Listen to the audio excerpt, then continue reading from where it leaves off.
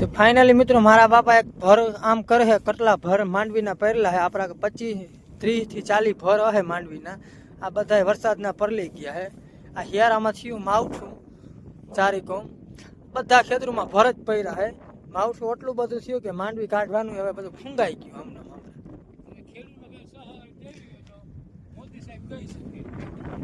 આ ચારી કોમ આપણા ભર જ છે ને આપણે ખેતરમાં મારી ગયા ડુકેરા ચક્કર જ્યાં ડુકેરા હમણાં પગલા है